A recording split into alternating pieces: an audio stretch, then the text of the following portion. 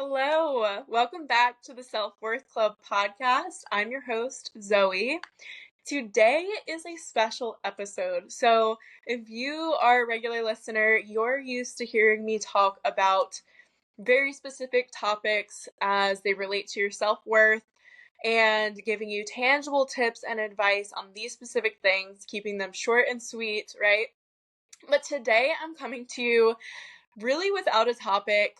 I had someone ask me this question, and I've had multiple people in the recent past ask me more about my journey and how I've gotten to where I am. And like I said, I usually have very specific topics that I keep short and sweet and tangible, and I don't talk a lot about myself, but today I am. Today is going to be about my journey and what self-worth means to me.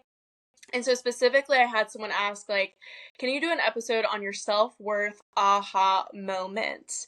Maybe talk about like bad jobs that you were involved in, dating horror stories, and how you got to the point of acknowledging your self-worth instead and started moving forward, started moving accordingly.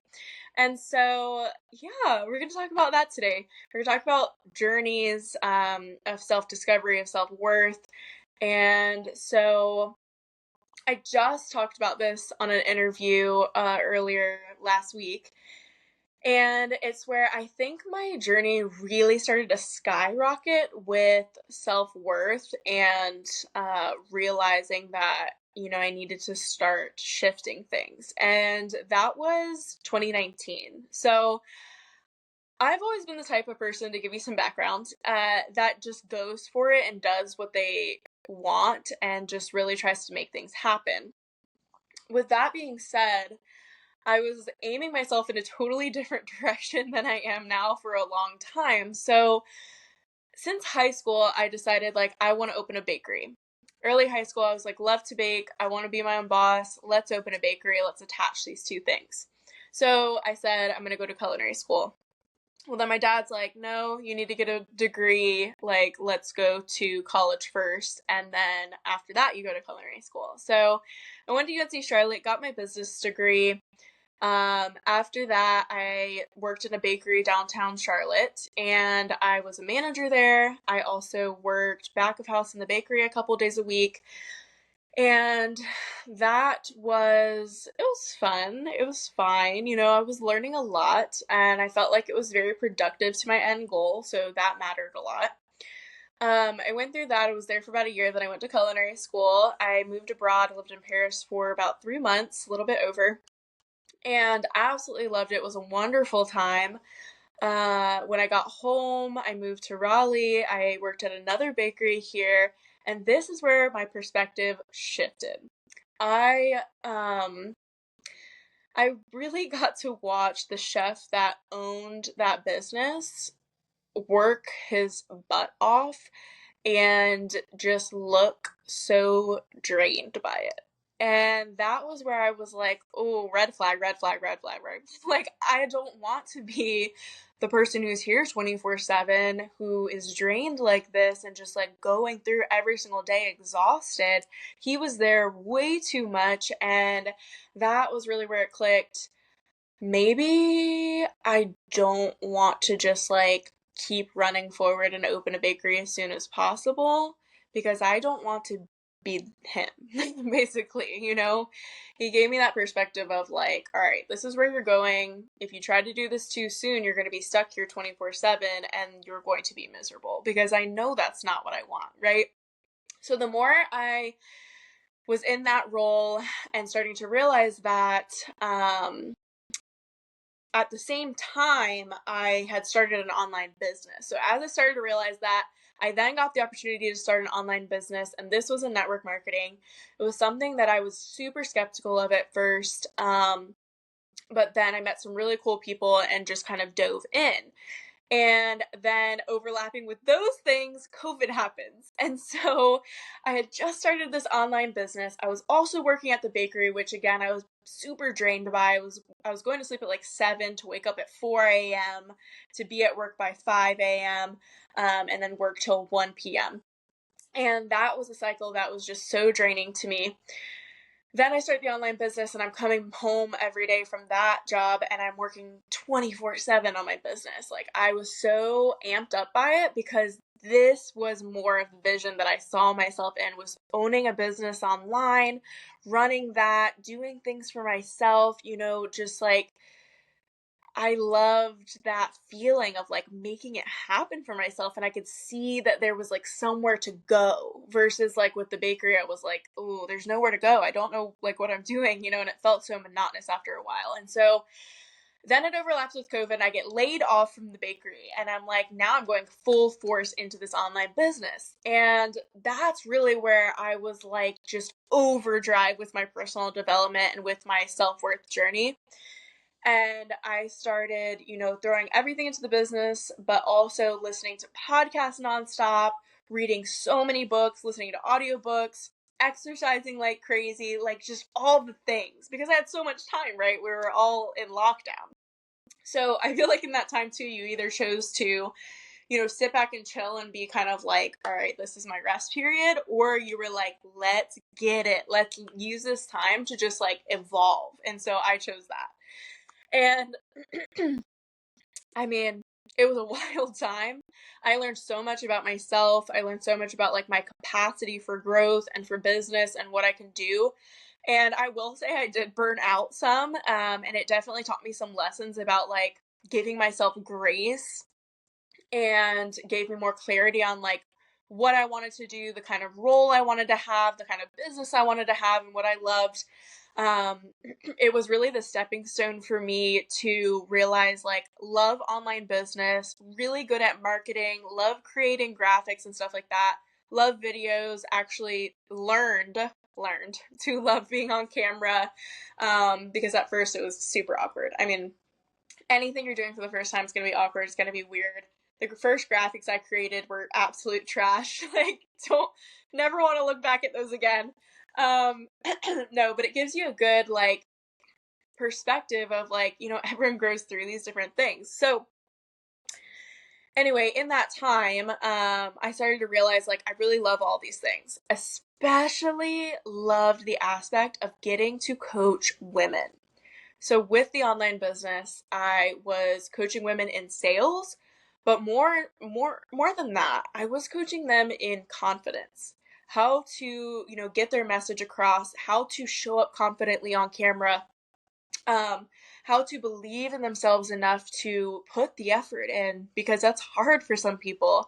You don't know for sure that something is going to work out. It's very scary, and you need to cultivate that belief in yourself. And so I started to learn like I absolutely love giving women the tools to grow in their own mindsets and their own belief in themselves, and get over limiting beliefs that they have, and start being nicer to themselves, and talk like that self-talk needs to improve, and here's how you do that. I was like loving that aspect of it. So fast forward, I'm doing that for a couple of years. And I won't leave you hanging with the bakery. I'll say that once COVID was over, I went back for a couple weeks. I was deep into the personal development mode, and there was a turning point that happened for me in the first couple of weeks I was back, where I had been going to work with an AirPod in one ear and listening to an audiobook. And the one I was listening to at the time of this story is Be Obsessed or Be Average by Grant Cardone. And I every morning, it's 5 a.m. I'm in there literally staring at a wall, and I'm chopping vegetables. I'm doing nothing. No one wants to speak to each other at this time of the morning, and so we didn't. And I had one headphone in, and I would put my phone in a like big clear quart container on the counter. That's just what you do in restaurants and bakeries, most of the time, at least in my experience, is you put it away somewhere where it's, sanitary. It's in this cup, and you don't touch it, but you could see it if you need to. And so I had it on the counter, and I didn't lock it. And I had Be Obsessed or Be Average playing, and it had been playing in my ear all week long, right? I'm hyped. I'm in the middle of this book. And no one knew I was listening to it until I forget to lock my phone. I leave it on the counter, and Chef walks by, and it catches his eye, and he stops, and he's like, well, what are you doing? Are you watching Netflix or something? And I'm like, oh no. Like, I guess he saw the rolling banner and just thought that. So I'm like, no. again, super jazzed. I'm like, no, I'm listening to Be Obsessed or Be Average. Have you ever heard of Grant Cardone? It's about this. And I'm like so hyped. It's 5:30 in the morning. And he's like, what the hell? He's just like, okay, and just moves on. And I don't really think much of it because, again, I'm just so excited to be listening to this. I'm like, just like really into my thoughts, and I'm just doing what I need to do at work. I'm just getting it done. But I found something that actually helps me enjoy that time and it gives me a purpose. So about 10 minutes later, maybe less, he comes back by and he's like, listen, I would appreciate it if we didn't listen to audiobooks or like do anything like that while we're working. And I just felt like, ugh, like someone just slapped me in the face. Like, what the hell? What do you mean? Like, you didn't even know I was doing this for a week. It wasn't bothering anyone. I'm doing great work. I'm happier.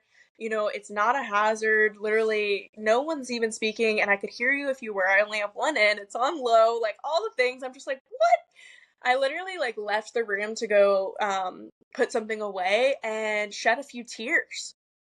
I was like so frustrated. You're taking away this thing that's making it feel like I'm actually being even more productive. There's a purpose to what I'm doing besides just making these freaking salads or putting together these sandwiches for the bakery. And now you're saying I can't do it when you didn't even know it was happening? Like, what? Again, it's hurting no one. It's not a hazard. It's not a health thing. It's literally nothing. And so that was where I was like, all right. I went home. I talked to Noah, my husband, and I was like, I'm outie.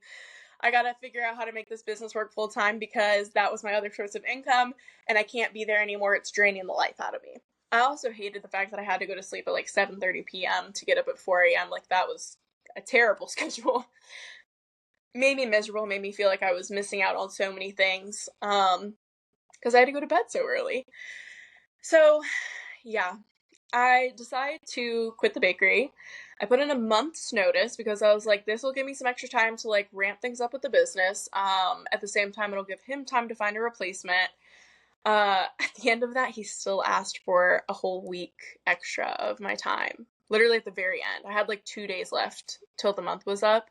And I was done, and I was so excited. And he's like, actually, can you work for one more week? I said, no, sorry, no, you had way more time than is, appropriate. Like, people usually give 2 weeks. I gave 4. So, yeah, I said hard pass to that, sorry, but gotta go for my own sanity. Dove deeper into the business, and I want to say I did that for another couple years, and I was making it work, but there was something about it that just didn't align. And again, I was so excited about teaching women to just feel more powerful and empowered by themselves and their thoughts and what they're doing, and like be confident and have that self-worth. And so I made another shift, and I was like, let's just go into coaching. Forget sales, forget the rest of this. Like, I don't really like that. Here's what I love. Like, let's attach to that. Here's what I'm good at. Here's what I love. And so I gave life to coaching. And now I've been coaching on its own separately from that for over a year, like a year and a half now of just doing it solo. Again, it's been more like 4 years of coaching women, but I'm just coaching on what I love to coach on and giving all of my energy to this. And it has been so amazing. And I will say, like, I'm not the type of person that's going to tell you, like, I know absolutely everything. I'm not coaching you on, everything under the sun. I know what I'm good at. I know what I've learned from personal experience. And so I coach from that place. I coach from the place of like, I improved this with my life, this with my mindset, this with myself. And I'm going to teach you how to do it in the same ways that I learned. I'm going to let you know what tips and advice have been helpful for me and give it to you that way, because like, I think it's so much better and like more absorbed myself when I learn from someone who's teaching from experience and not acting like they just know it all. And also with that, just teaching from the point of like your best friend giving you advice, right? Because it's more relatable. And so I hope you get that vibe from me when you listen to the podcast. And if you've done like any of my coaching programs or anything like that, that's what I try to be for you, is just like someone who gives you very practical advice, tells you what you need to hear, but also does it with love and does it with a lot of intention and authenticity. And so, yeah, that's really how my self-worth journey evolved to where it is now. And in this past like year and a half of just focusing solely on coaching and these specific subjects like self-worth, boundaries, relationships, habits, routines, that sort of thing, uh I have learned tenfold. I mean, I'm still always listening to podcasts. I have an audiobook going at all times. I'm in deeper conversations with the people in my life, with my friends. I'm connecting with people on social media who want to have these empowering and really like purpose driven conversations. And when you just approach every day of like, what can I learn today? You know, what's new? Um, it really helps you just like keep growing and growing at like a rapid pace. And something I talked about on a podcast interview earlier, like literally an hour ago, was your journey is never ending, right? There's not an ending. Don't put an end cap on your self-worth journey. You're not going to get to this place where it's like, oh, I have nothing to work on. I've made it. I'm here. Like, I will say you get to a place where you feel more peaceful, right? You feel fulfilled. You understand that like this is a journey. You're ever evolving. Your routines will always evolve. Your habits will always change. You'll need to be adaptable. You have to give yourself grace. When you learn all of those little things and when you start to gain more control over your own inner critic, your voice, like when you get control of all of those things, then you start to feel this inner peace that's like, okay, yeah, I have made it in some aspects, but you also have peace with the fact that the journey is never ending. And so you can find more fulfillment in every single day. And that is a huge part of why I coach and what I try to get across in all of the podcast episodes and all of my courses and stuff like that, is just like helping you find purpose and joy in right now, and giving you the tools to grow and evolve and continuously remind you that things are just always changing. You're ever evolving, and so will all of the different things you want in your life and the way you approach things and the jobs you have and whatnot. And so, yeah, I just want to give you that reminder of like, you know, even myself, like, ask the person asked me, like, what was your self worth aha moment? It was more of like years. It wasn't an aha moment, it was years in the making. Um, and something I've just like continuously grown through.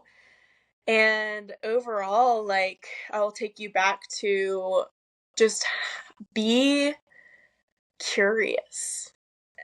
Focus on like always learning and seeking out new ways to do things and um, looking for ways to cultivate more self-awareness. That is your biggest tool, is self-awareness. Seriously, if you can just tune into what you want and your intuition and your gut feeling, and continuously like ask yourself, what do I want? What do I want out of today? What do I want out of this week, this month, this year? Like, and then create small action plans to get you there, you're going to be unstoppable and you are going to find that fulfilled feeling in what you're doing. And so, yeah, a little bit about me, a little bit about my journey to how I got to where I am now in my coaching. And, you know, there's been so many periods of my life where I was in these mindsets of like modes of wanting to protect myself, wanting to be super independent, wanting to do everything for myself. And um, that was big for me in high school. I guess my point here is I just wanted to give you some more background on me. But I still go through phases where I'm like, okay, I've learned that this is a trigger for me. This is something I haven't really like explored yet.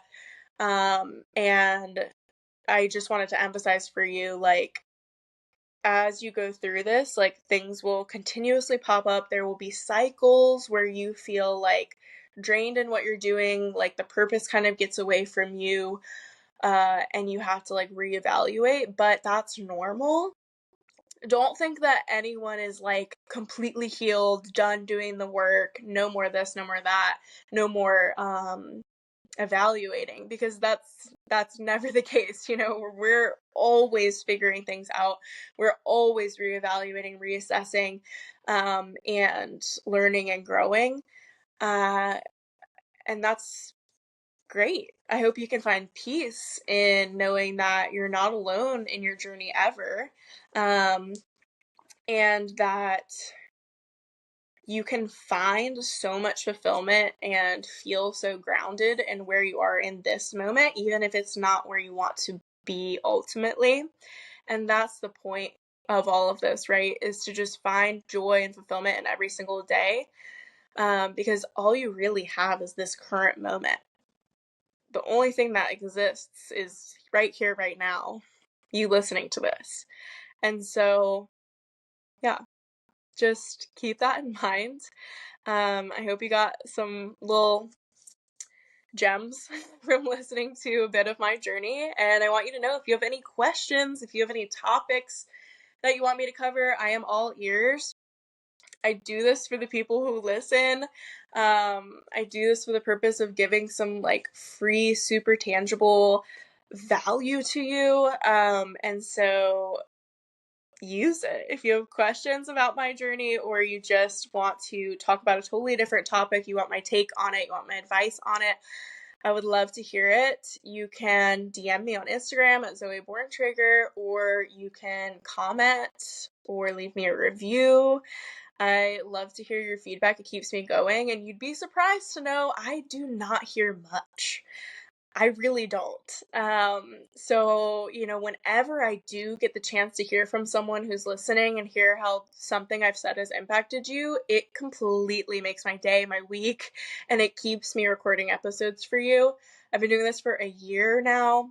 And I will say, like, what you see in my Instagram highlight of like podcast like reviews, that's literally everything. So doing it for a year, I feel like I haven't heard much from you guys. But I'm hoping that changes.